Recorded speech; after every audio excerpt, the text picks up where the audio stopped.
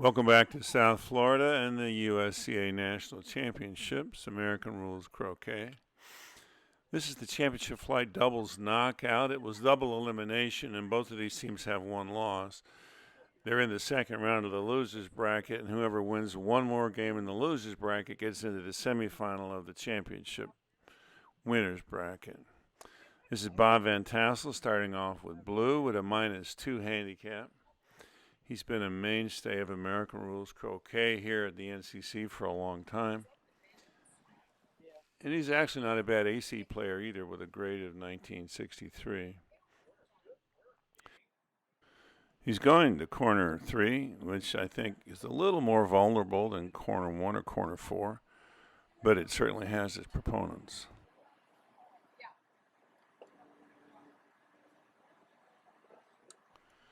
Paul Bennett coming in with red at a handicap of -3.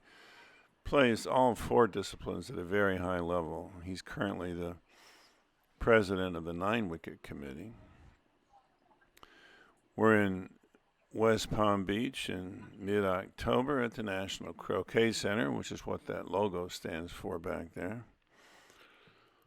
2021, trying to emerge from the COVID. This is pre-Omicron, so we'll see what that does to us in the coming months.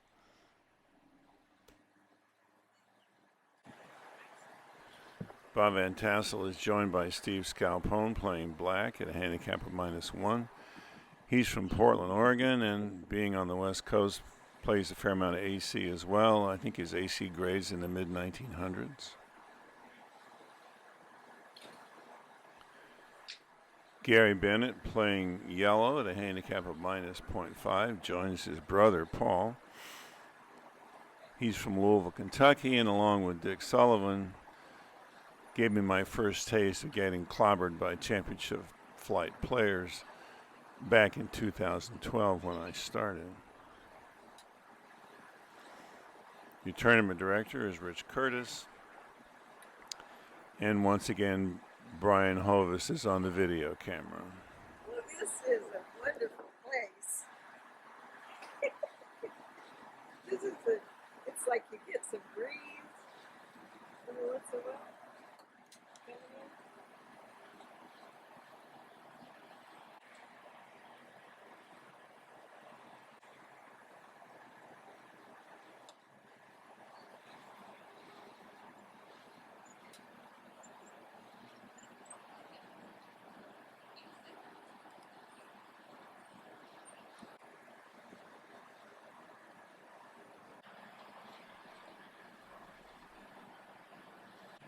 I think the reason the younger hot shots in American Rules tend to favor corner 4 over corner 3 if they want to hide in the opening is that corner 3 leaves you vulnerable. You get attacked in corner 3, the opponent can leave a pioneer at 3, go make hoop 2, and have a break pretty easily set up.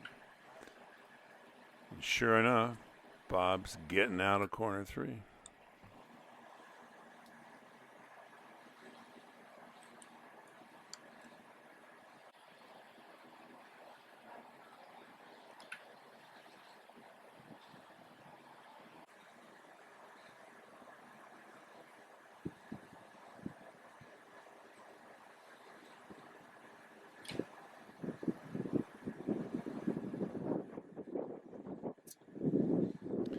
Standard deadness board with the addition of clip position, showing that everybody's in the game now.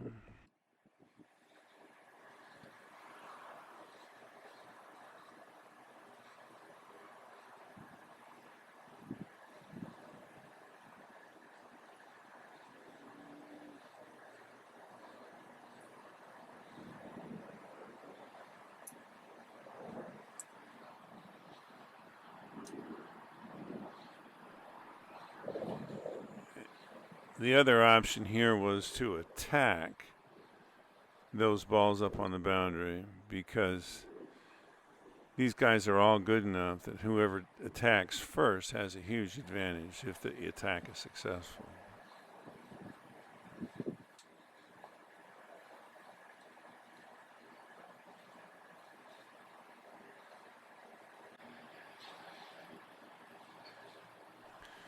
you would never see this pattern of joining up on the boundary and just switching back and forth in AC because attacking is so much easier. The ball's being a yard off the boundary and no penalty for knocking him out.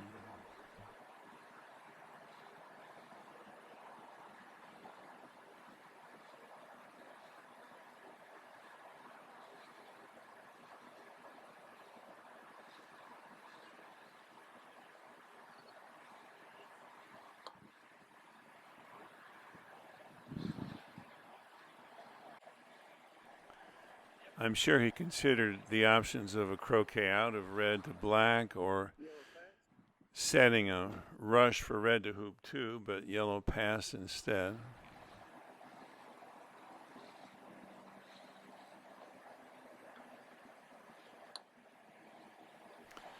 Very precise placement of blue from so far away, giving black an immediate attack option on red and yellow.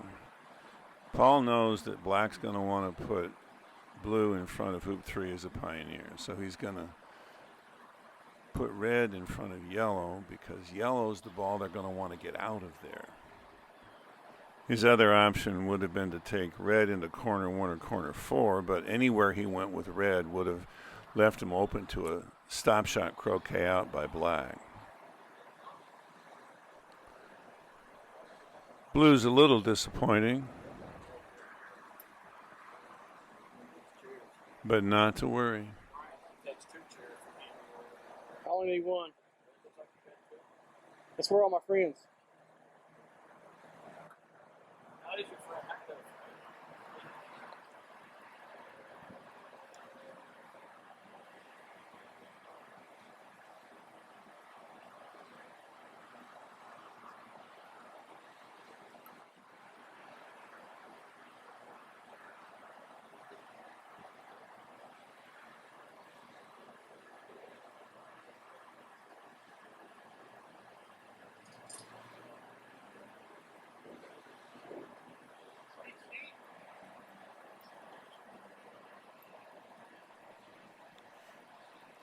The upcoming roquet requires a little care. If black roquets yellow and goes out, that's no problem. If black roquets yellow and then happens to hit red or even knock red out, or if black goes out, none of those is a problem. If, however, black hits yellow and yellow knocks red out, it's turn over. And if black roquets yellow and yellow goes out, it's turn over. Differences from AC.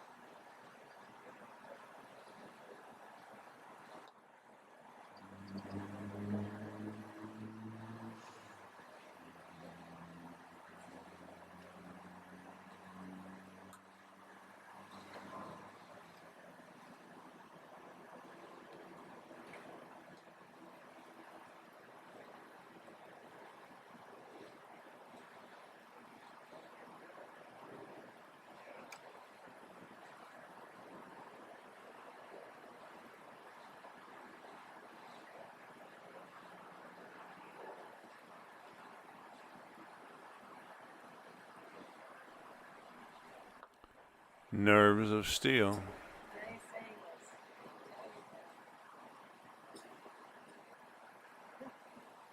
I'm gonna do that.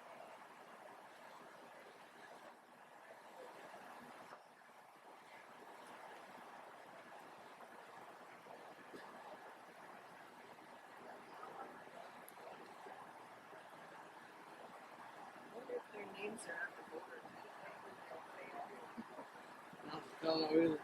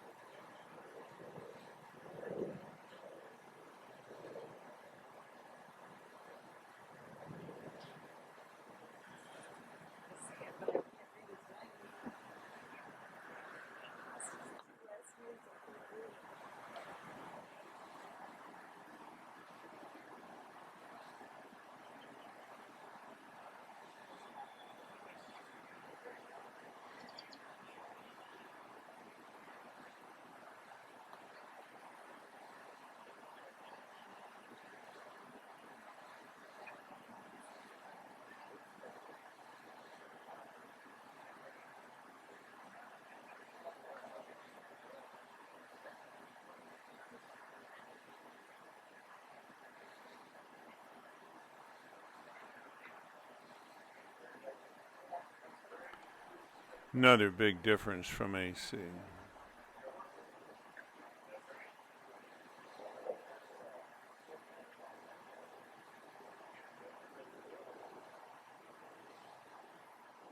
We're not using that board, but I think he's distracted by all those colors. I think I agree with him.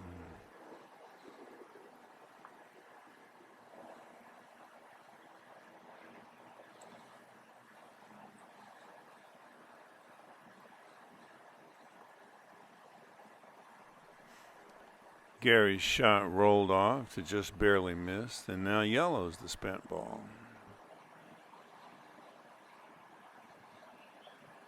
He shot at the black ball and missed.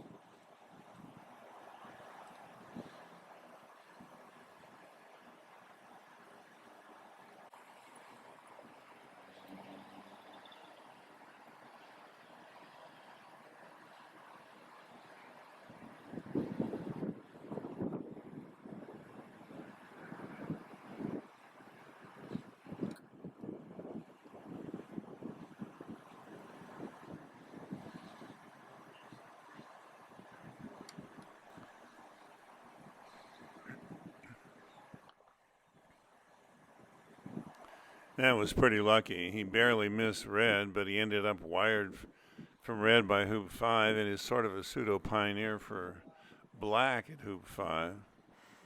Red goes out in corner 2 near the hoop for the rest of the balls on the lawn except for black.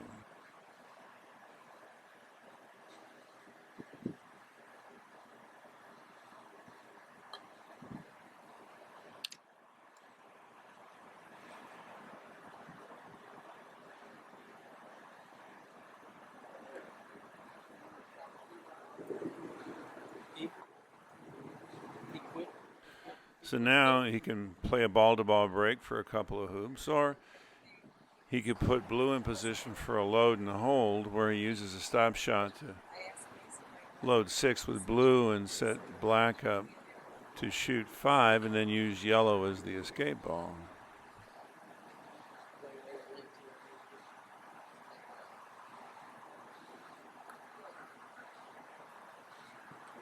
So he was like that for 2 games, just watching this and stuff.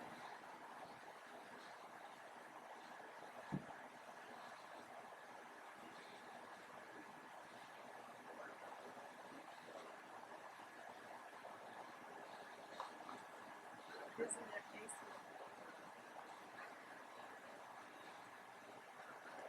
Yeah, that's Macy. They're both practicing. Looks like a ball-to-ball.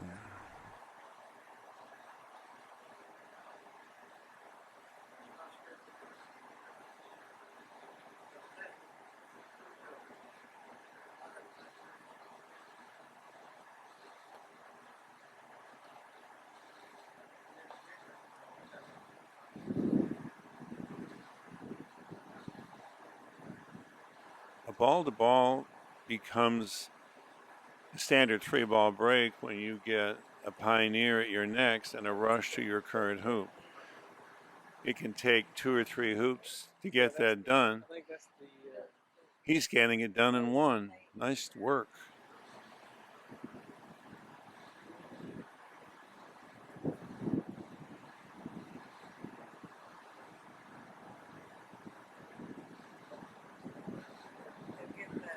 They'll get the order of it.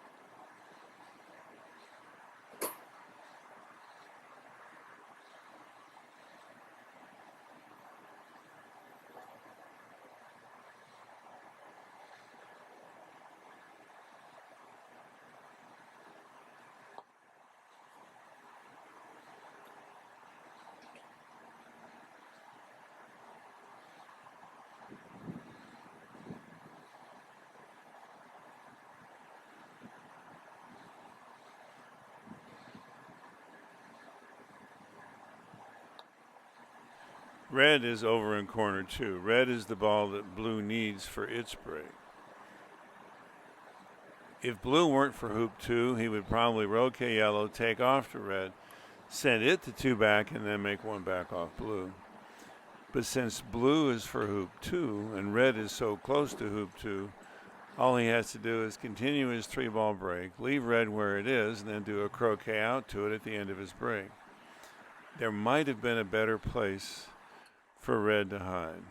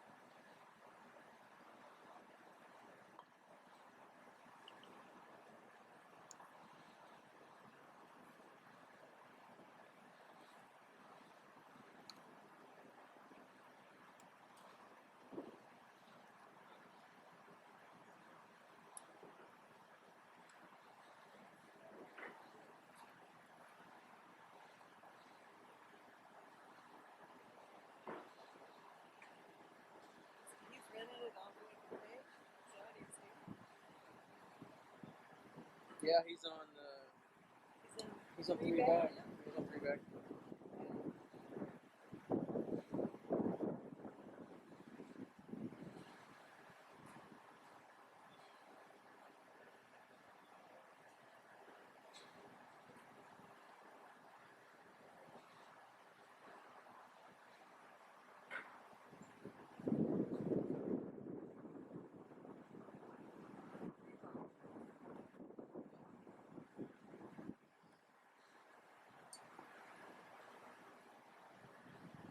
Where's the Bennetts ball?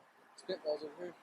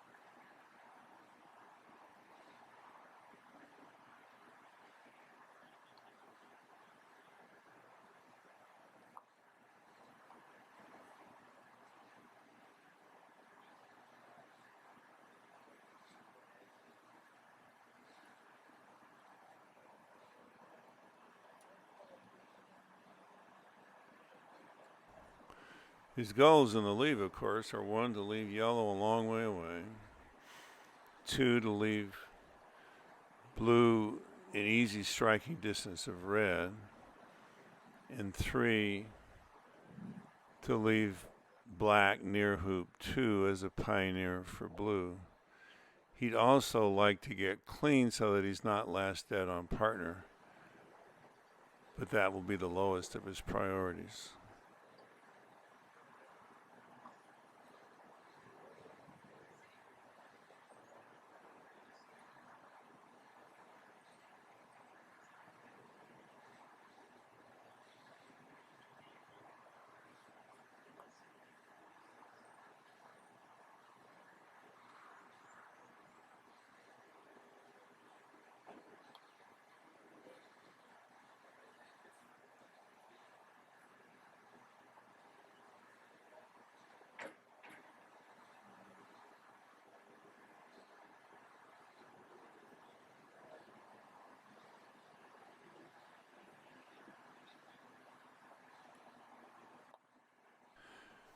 Putting blue up there as an escape ball so that after he makes rover, he can send yellow up toward corner 4 and get a decent rush on blue back toward corner 2.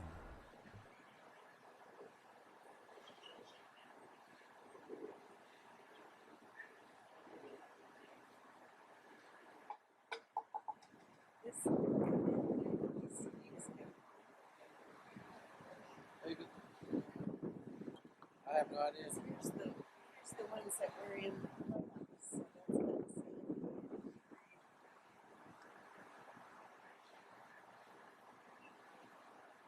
Bennetts lost. These guys must have I bet it was. yeah. It's primary.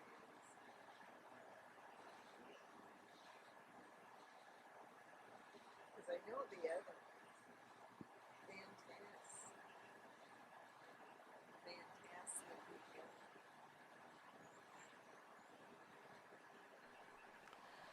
If I put this next bit up on TikTok, he may get an invitation from Dancing with the Stars. I doubt they've ever had a croquet player on their show. He's playing so well, I just had to have some fun with him. Matt Griffith in to referee a hampered continuation shot.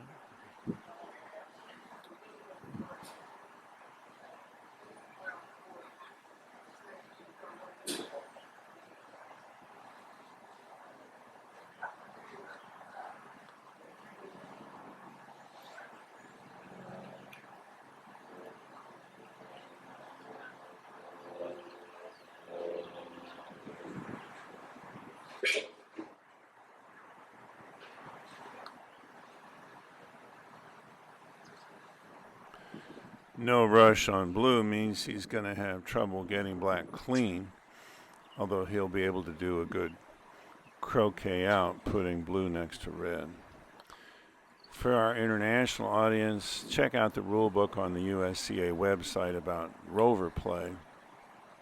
The board is going to reflect that if he went through any hoop in either direction now, he would be last dead on blue. If he roqueted red before he did that, he'd be last dead on red.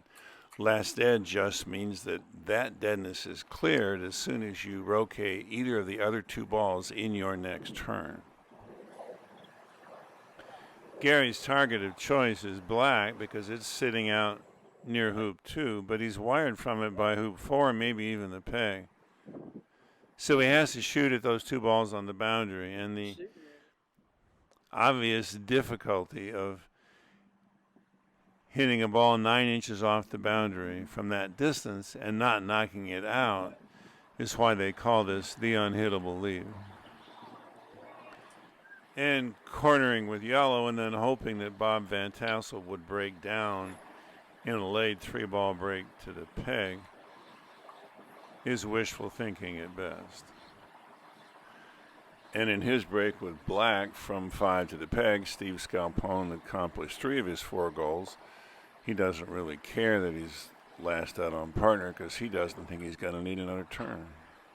He'll send yellow over 3. I just wanted to get red on court a little bit. So now he'll have red when he wants to it. And then he can send it to him.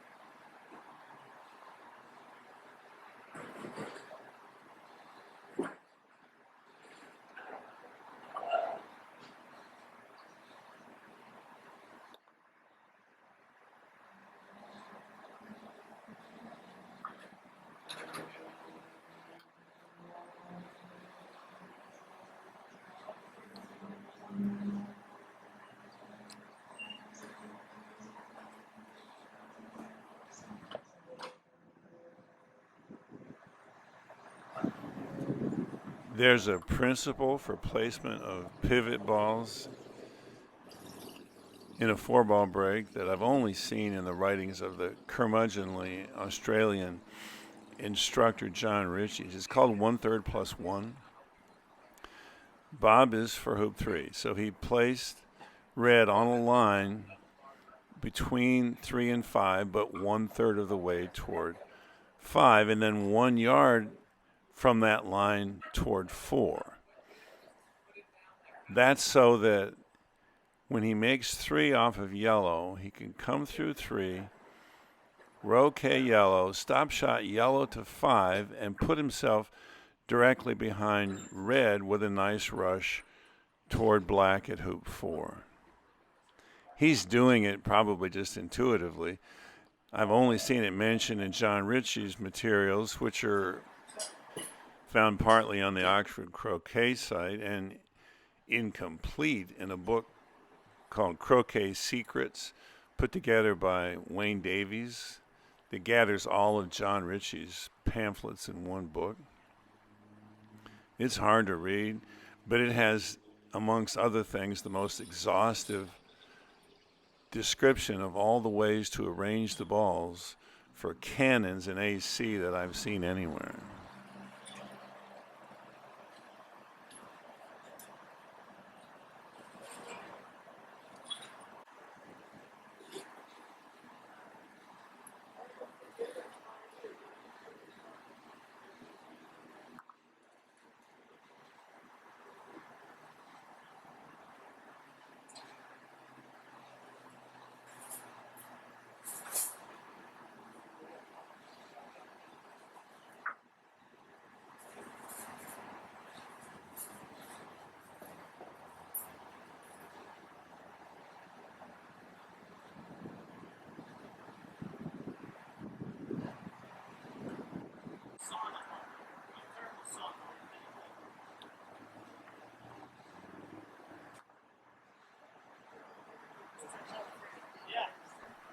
Bob likes to double load hoops. He does it 3 or 4 times in this break. If you cared about the parity, which in AC you would like to have black as the pioneer at 2 back in your first break. Then putting 2 balls at 5 kind of makes sense. But he's running a break to the peg, so he doesn't care about that. He just wants to make sure he doesn't break down.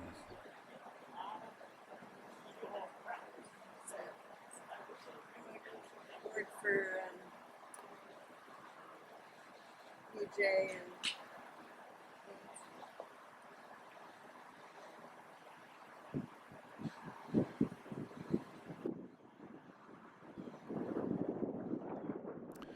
Just a reminder of the state of the game.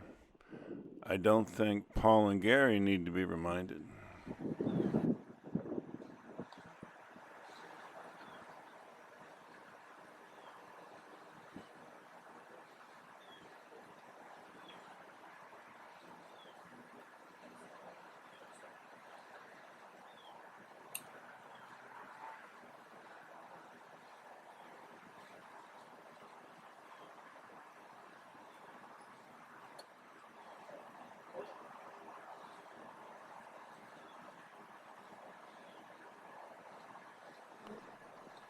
Let's see if he drops off a 2-back pioneer now. You would do it now because you can do it from a lot closer than if you wait till after hoop 6, and thus get more precise placement of that pioneer.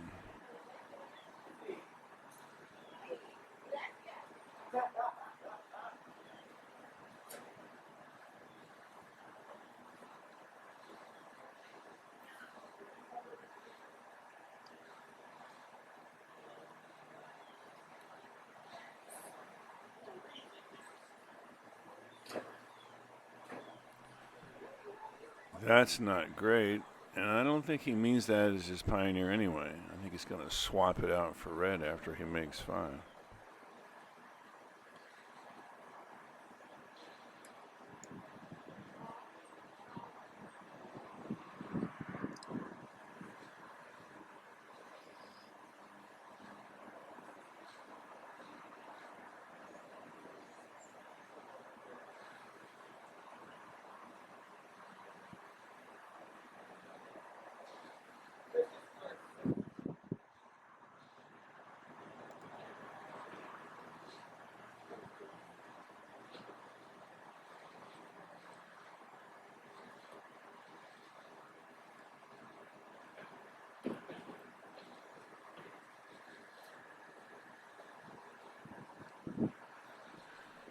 And now he's close enough to put that two-back Pioneer right where he wants it.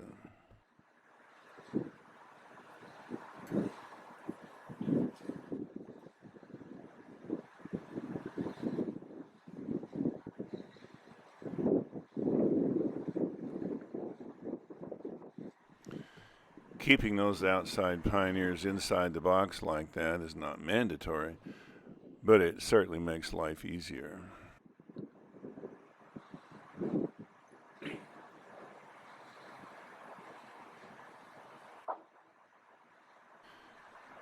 Another advantage of having such a good two-back Pioneer is you don't have to be so picky about where you put the one-back Pioneer.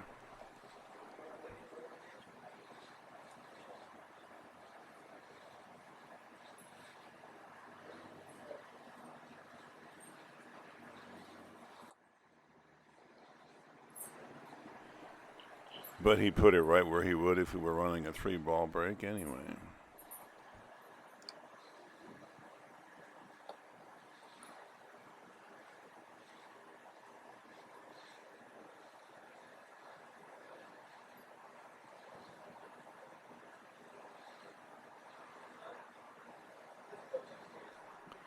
He's doing this so according to Hoyle, if you will, that a lot of times I would edit some of this out for brevity. But there may be more to learn from what Bob's doing in this break than some of the heroics we witnessed from the younger hotshots.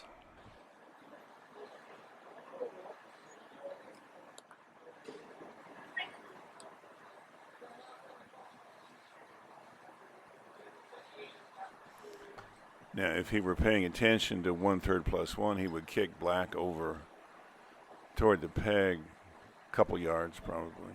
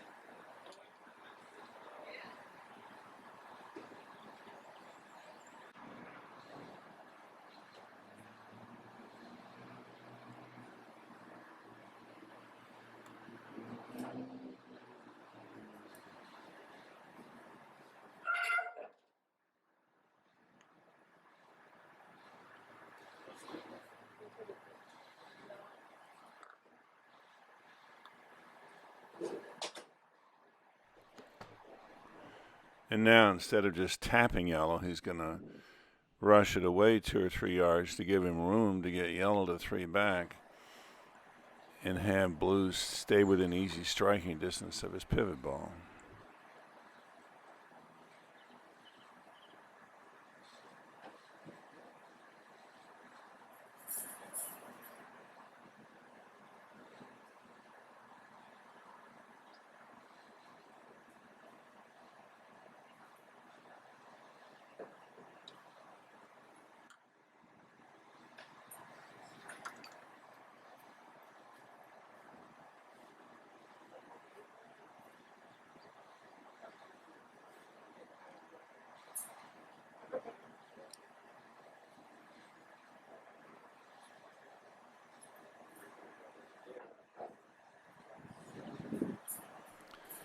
If he gets a perfect Pioneer, he puts the pivot ball in the 1/3 +1 position. If not, he uses the pivot ball to double load that hoop.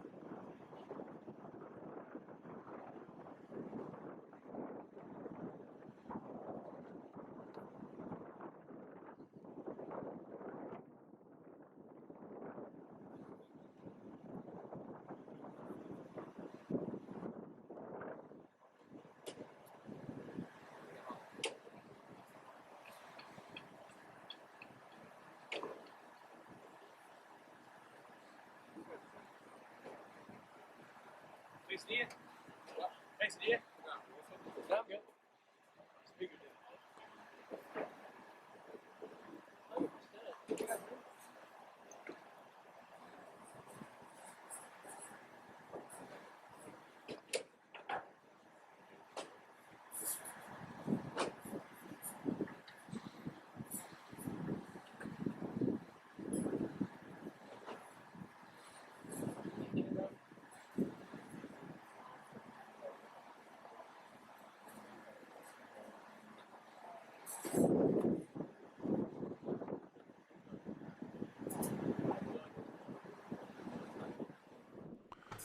They don't list the winners of the Seniors Masters on the USCA website.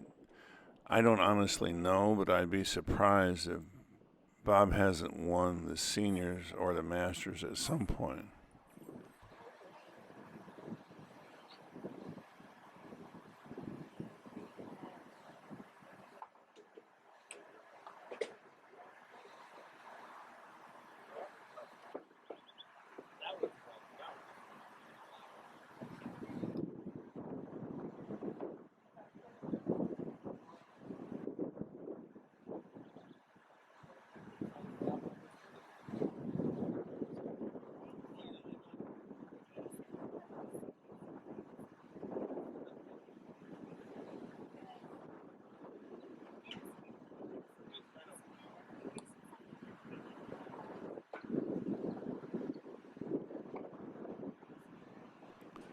In AC, he would here probably play to rush yellow more aggressively down toward corner 3 so he can get behind red more easily.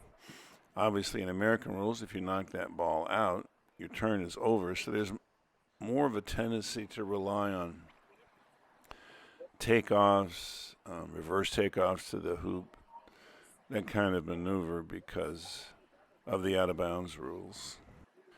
You can't do it all with stop shots and rushes the way the top players do in AC.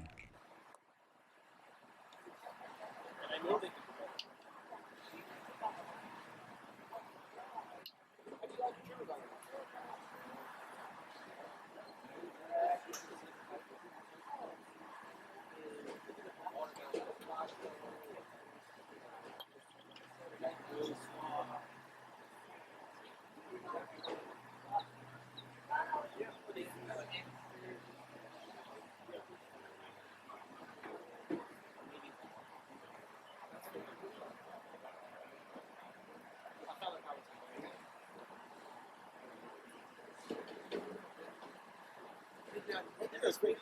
Break over here. That's great. So we had previous.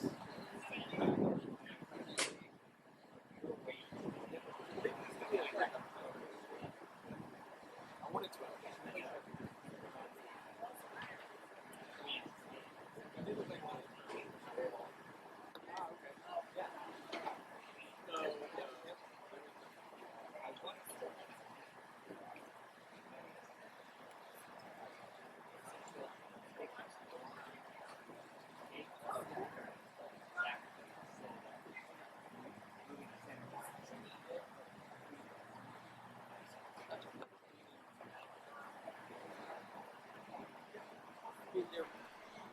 He's probably starting to think now about how to position things so he can peg out black and blue at the end.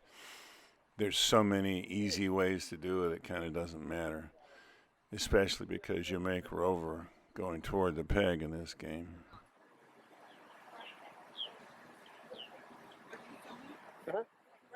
Yeah, you can go through there. It's fine. There's our obligatory Sandy Knuth sighting for this video.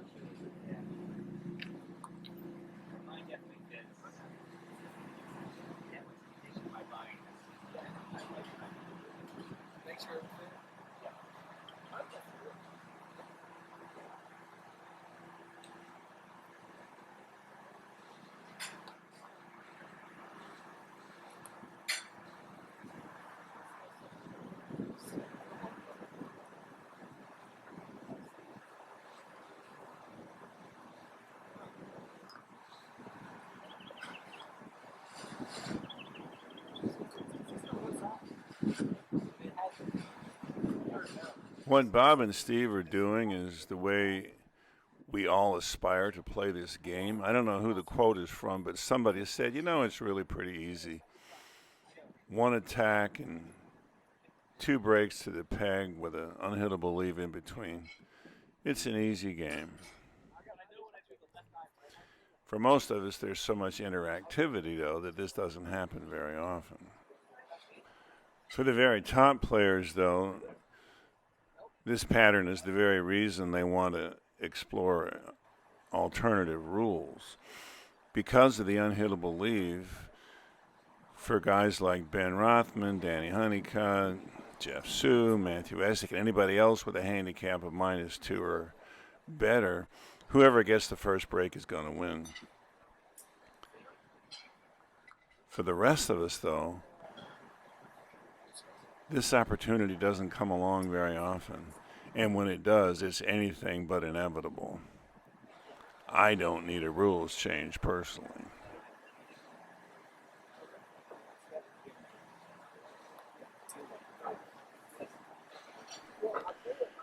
He's leaving all the balls together here at the end so that he'll be able to, for instance, rush yellow out past black and then rush black back to the peg after he makes rover. But for that very reason, if he makes a mistake now, the other team will have a very real chance to get in and even the score.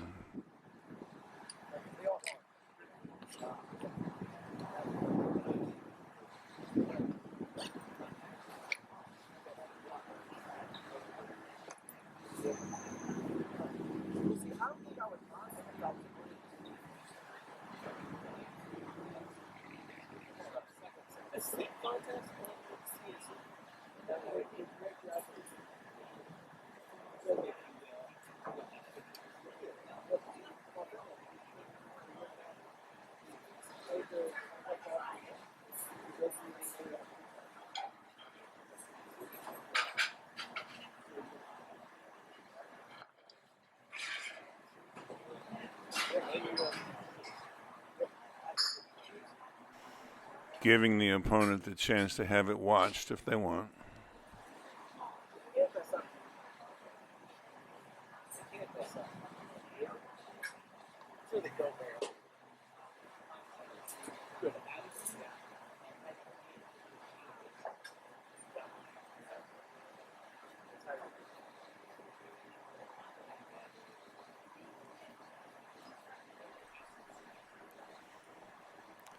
Doesn't see the need to use yellow to get behind black.